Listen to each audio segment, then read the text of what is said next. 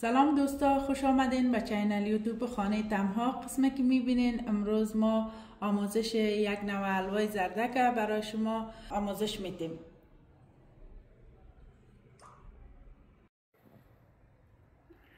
یک گلاس روغن،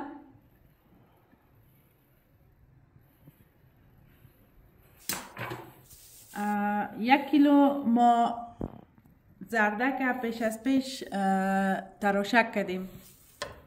روغن ما حالا سرخ شده، ما زردک های ما را اضافه میکنیم.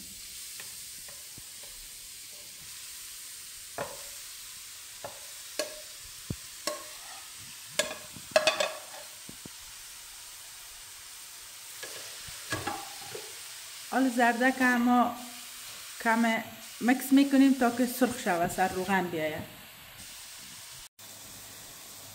زردک ما به روغن آمد، حالا میخوایم بوره ما را علاوه کنیم با زردک.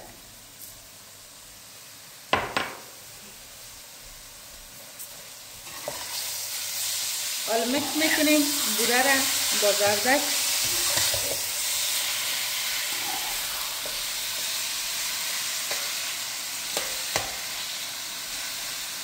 یک چند دقیقه دیگه هم میمانیمش که سر روغن بیاید، باز شیر علاوه میکنیم.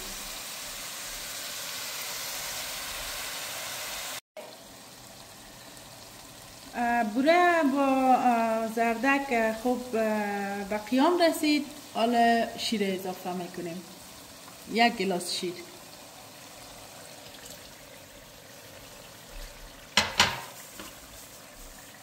حالا مکسش میکنیم.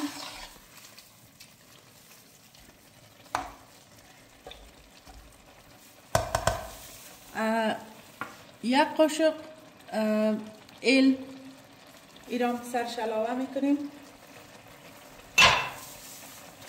مکسش میکنیم.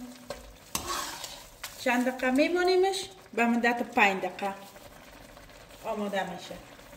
قسمه که میبینین حلوای زردک ما آماده شده، حالا آماده صرف است.